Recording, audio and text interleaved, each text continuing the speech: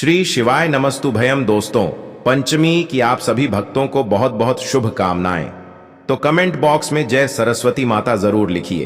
तो चलिए दोस्तों, आज हम इस वीडियो में जानेंगे 2025 में बसंत पंचमी सरस्वती पूजा का त्योहार हमें कब मनाया जाएगा, किन किन बातों का ध्यान रखना है और कौन कौन से कार्य उसे दिन हमें जरूर करना है। दोस्तों, ज्यादातर पूजा पाठ में हमारे माताएं बहनें या फिर घर में जो भी बड़े लोग हैं, बुजुर्ग हैं, उनसे पूछ करवाते हैं। लेकिन साल में एक बार पढ़ने वाली बसंत पंचमी है जो कि बच्चों के लिए है। इस बसंत पंचमी से बच्चों का भविष्य उज्जवल होता है, इसीलिए इस बसंत पंचमी की पूजा बच्चों से ही करवानी चाहिए। और इस वीडियो में हम कुछ आपको ऐसे कार्य बताएंगे जो आपको अपने घर में बच्चों द्वारा ही करवाना है, और यह भी जानेंगे कि बसंत पंचमी के दिन हमें वे कौन कौन से कार्य है जो हमें बिल्कुल भी नहीं करना है। तो चलिए, वक्त तो जानते हैं, पंचमी तिथि कब से प्रारंभ हो रही है, कब समाप्त हो रही है। बहुत सारी महत्वपूर्ण बातें आज हम इस वीडियो में बताएंगे। अगर आपको हमारा वीडियो पसंद आता है तो प्लीज आप हमारे चैनल को सब्सक्राइब कर दीजिएगा, बेल आइकन को प्रेस कर दीजिएगा, जिससे कि हमारे आने वाली वीडियो के नए नोटिफिकेशन आप सभी के पास सबसे पहले पहुंच। चलिए शुरू करते हैं और सभी महत्वपूर्ण बातें जान लेते हैं। तो सबसे पहले दोस्तों, आपको बता दें कि लोगों के अंदर जैसे लोग विचार विमर्श में लगे हैं। कुछ लोग 3 फरवरी को मना रहे हैं सरस्वती पूजा वसंत पंचमी, और कुछ लोग 2 फरवरी को मना रहे हैं बसंत पंचमी सरस्वती पूजा। तो आप लोग देख लीजिएगा, आसपास जब आपके लोग मानेंगे तब मना लीजिएगा। लोगों का यही है, मतलब समझ में नहीं आता कि किस दिन आपको बोले और किस दिन ना बोले, लेकिन आगे मैं आपको बता दूंगा कि कब मनाएंगे।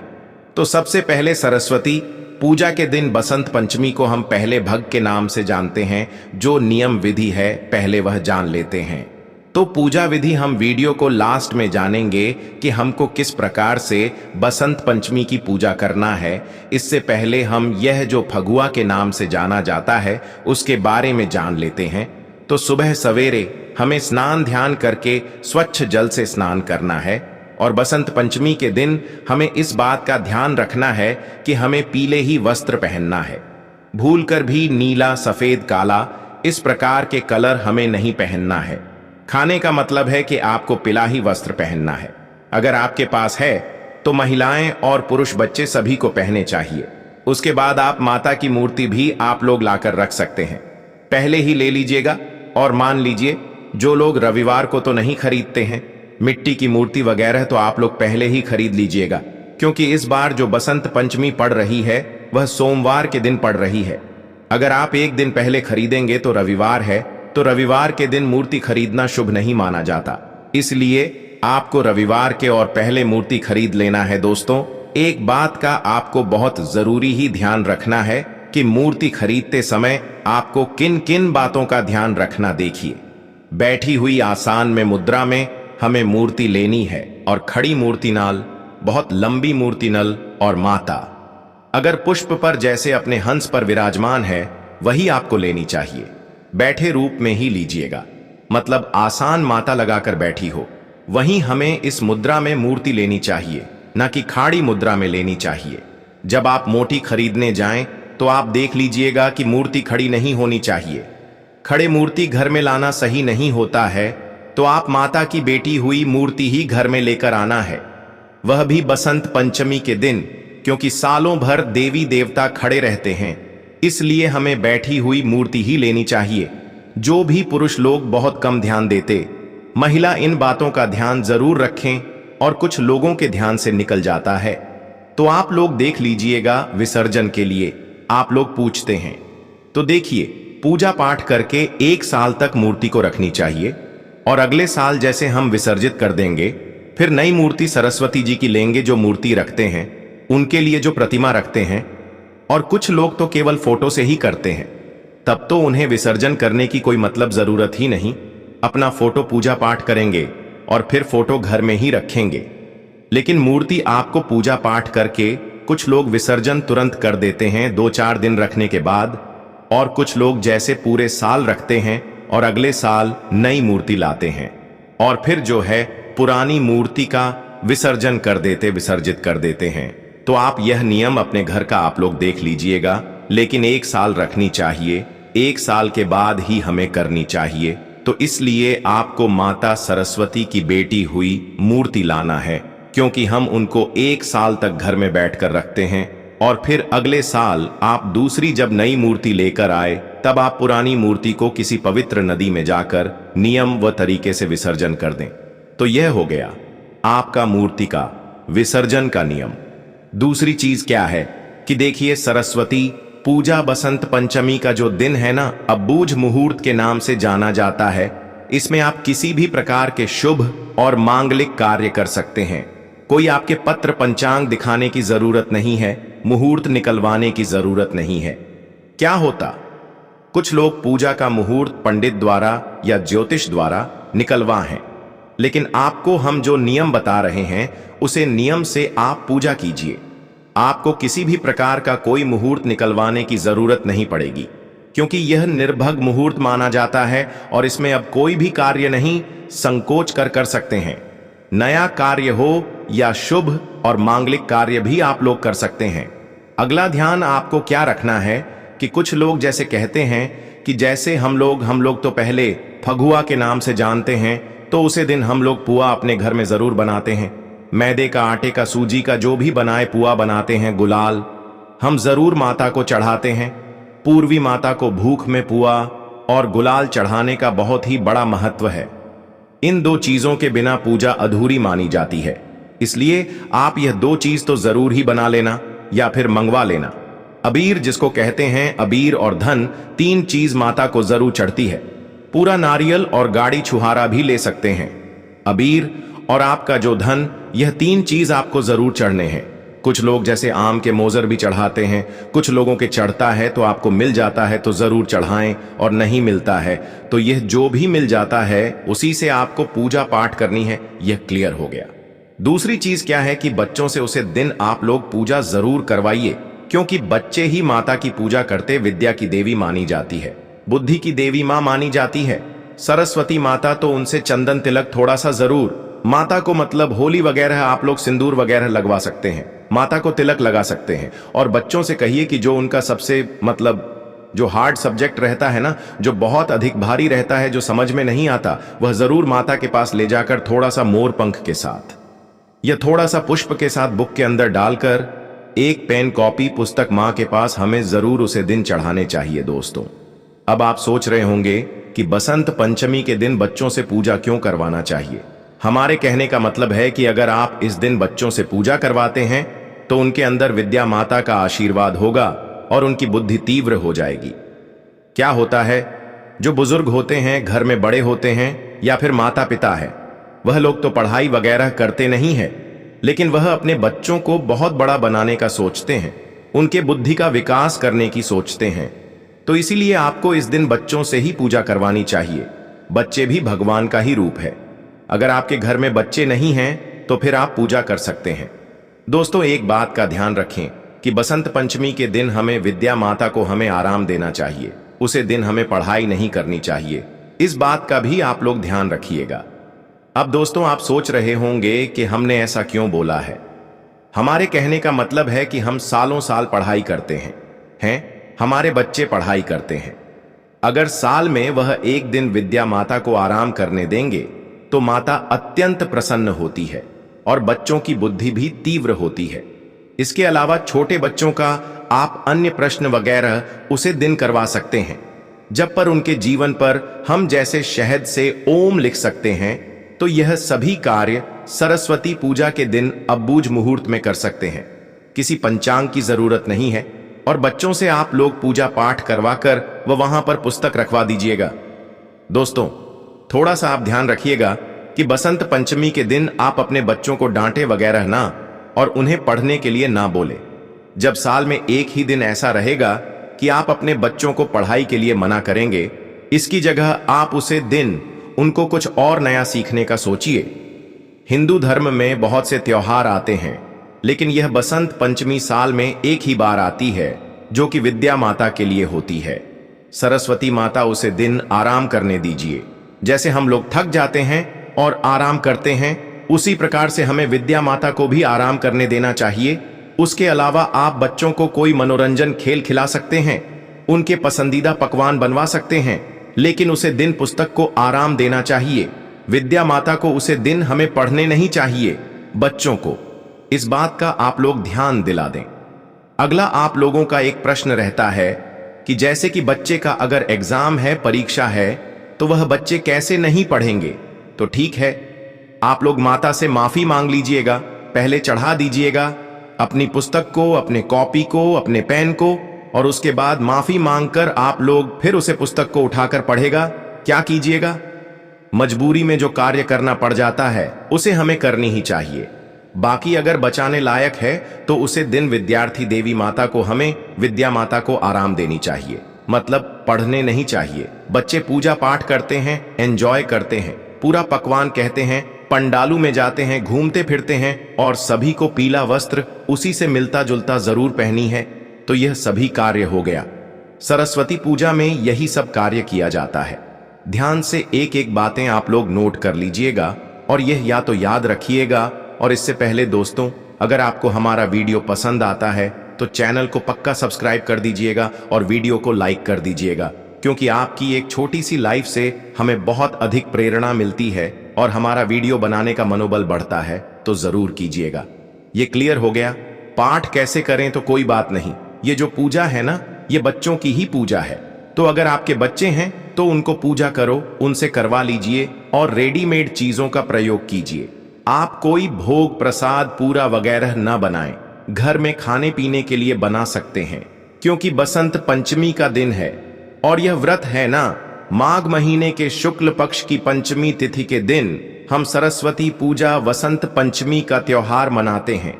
आप लोग अपने घर परिवार के लिए पूरा वगैरह बना सकते हैं। पंचमी के दिन अगर आप पीरियड्स में है तो माता को न चढ़ाएं। बाकी आप पर रेडीमेड चीज, फल फ्रूट माता को चढ़ा सकती है, लड्डू वगैरह का भोग लगा सकती है। और एक चीज जो माता को हमें जरूर भोग में लगानी चाहिए, और वह फल क्या है? बेर। सरस्वती पूजा में बहुत अधिक महत्वपूर्ण है। सरस्वती माता को बेर बहुत अधिक प्रिय है, इसलिए उसे दिन आपको बेर का भोग जरूर ही लगाना चाहिए, जितना कि गणेश चौथ में महत्वपूर्ण है। न भोग में चढ़ाना भगवान को उतना ही महत्वपूर्ण है। सरस्वती पूजा में बेर का होना तो अगर आपको मिल जाता है, आसानी से कोई भी वर 2-4 ही लाइए केवल पूजा के लिए, लेकिन जरूर लेगा। बाकी फल साइड से आप लोग रख सकते हैं, लेकिन बेर के बिना माता की पूजा अधूरी मानी जाती है, तो जरूर हमें बेर चढ़ाने चाहिए सरस्वती माता को। और बाकी अब साइड से धन हो गया, आम का मोजर हो गया, या और भी जो फल फ्रूट कला से संतरा आप चाहे तो चढ़ा सकते हैं। पीला आसान से हमें माता को विराजमान करनी है, पीला कपड़ा उठानी है और पीले चीजों का ही प्रयोग करनी है, खुद भी पहनना है।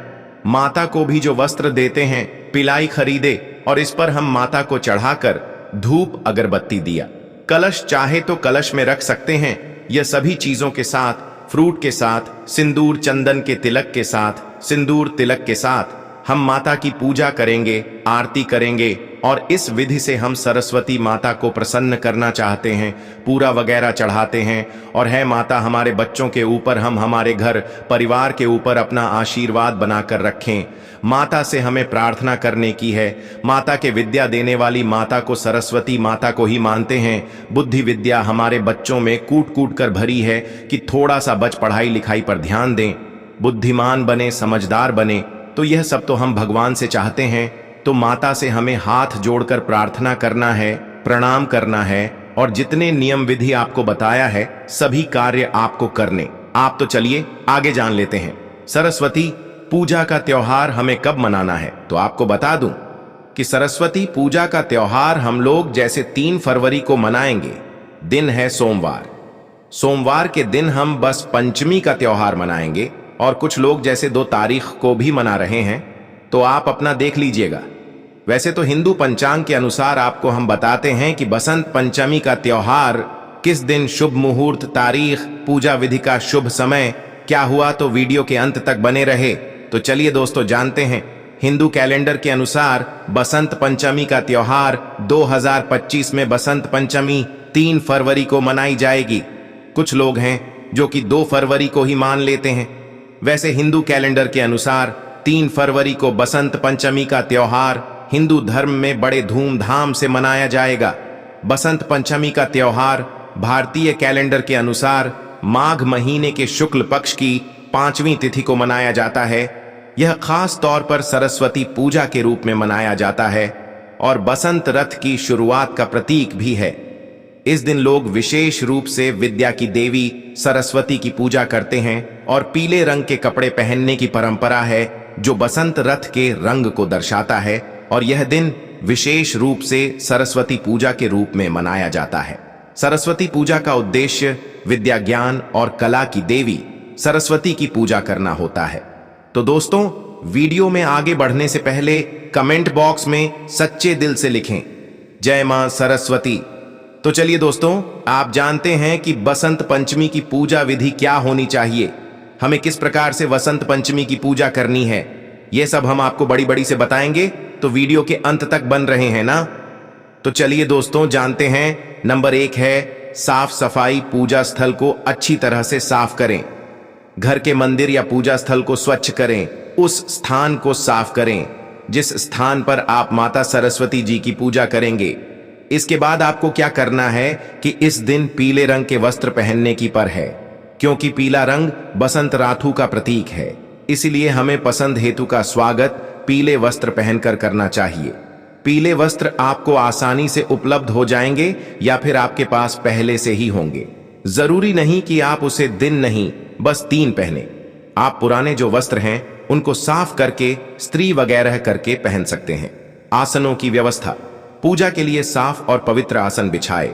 खास तौर पर पीले या सफेद रंग के आसन का उपयोग किया जाता है। पवित्रता। स्नान करने के बाद शुद्ध होकर पूजा करें। तो दोस्तों, इस दिन आपको पवित्रता का विशेष रूप से ध्यान रखना है। नंबर 2 है पूजा सामग्री।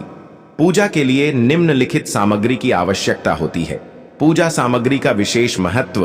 बिना पूजा सामग्री के पूजा सफल नहीं होती है। तो चलिए दोस्तों, जानते हैं कि बसंत पंचमी के दिन हम ऐसी कौन सी सामग्री है जिससे हमारी पूजा सफल हो जाए।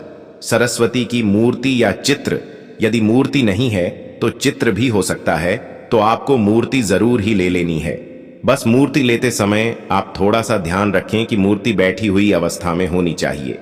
सरस्वती माता की खड़ी मूर्ति आपको पूजा में नहीं लेना है, यह हम आपको पहले ही बता चुके हैं, लेकिन आप एक बार फिर जान लीजिए कि बैठी हुई अवस्था में ही हमको मूर्ति लेना है। पीला फूल। आपको फूल ही पूजा में उपयोग करना चाहिए। पीले फूल आपको आसानी से मार्केट में मिल जाएंगे। हो सके तो आप ताजा फूल ही पूजा में उपयोग करें, जैसे कि चमेली, सूरजमुखी या अन्य पीले रंग के फूल पूजा में आपको लेना है। सुपारी और लौंग चंदन का पेस्ट। दीपक, घी या तेल का दीपक। दोस्तों, आपको बताने की पूजा में दीपक का विशेष महत्व होता है। बिना दीपक के कोई भी पूजा प्रारंभ नहीं होती है, क्योंकि दीपक ही अंधकार में उजाले का प्रतीक है। इसलिए आप एक घी का या फिर आप तेल का दीपक जरूर ही पूजा में ले लीजिए और उसकी जलाइज अक्षत, चूड़े या चावल। इसके बाद आपको क्या करना है कि रोली या गुमसुम से एक अक्षत बना लेना है। पंखा या तौली। सरस्वती माता के पूजन के लिए एक पंखा या टोली आपको लेकर रख लेना है। उसके बाद आपको नवधान्य, इसका मतलब होता है कि 9 प्रकार के अनाज, आपको पूजा में 9 प्रकार के अनाज ले लेना है और उन्हें आप पूजा स्थान पर अलग अलग कटोरियां में या फिर एक फाटे पर रख लें। 9 प्रकार के अनाज में आप मक्का, ज्वार, गेहूं, चना आदि के 9 अनाज ले लें। इसके बाद आपको क्या करना है? फल। पूजा में फल का विशेष महत्व होता है, तो आप फल ले लीजिए और हो सके तो आप पीले ही फल लेकर आए, जैसे कि संतरा है, पपीता है। इसके अलावा आप केला, अंगूर, अमरूद आदि फलों का उपयोग करना है। अब आपको क्या करना है? धूप, अगरबत्ती ले लेना है और उनको जलाकर पूजा के स्थान पर रख देना है, क्योंकि बिना धूप अगरबत्ती के पूजा सफल नहीं मानी जाती है। धूप दिखाएं, अगरबत्ती दिखाएं, दीप जलाएं। ये सब नॉर्मल सी कुछ सामग्री हैं जो आपको पूजा से पहले लेकर व्यवस्थित कर लेना है। इसके बाद आपको पानी का एक कलश लेना है, उसे ग्लास में स्वच्छ जल भरें, उसके ऊपर आम के पत्ते लगे और एक नारियल उसके ऊपर रख लें। तो इस प्रकार से हमारा कलश तैयार हो जाएगा। तो है जो हमारी सामग्री है, जो कि हमें सरस्वती माता की पूजा के लिए हमें पहले से ही रख लेना है। इसके अलावा आप अपने घर में जो पढ़ने वाले बच्चे हैं उनकी कुछ पुस्तक और सरस्वती माता की वीणा हो सके तो वीणा जरूर ही आप पूजा के स्थान पर रख लें। तो दोस्तों, यह थी पूजा की कुछ सामग्री जो आपको पूजा के समय लेना है। दोस्तों, अगर आपको हमारी यह वीडियो पसंद आई हो तो हमारे इस वीडियो को लाइक और चैनल को सब्सक्राइब जरूर करें। हर हर महादेव, ओम नमः शिवाय।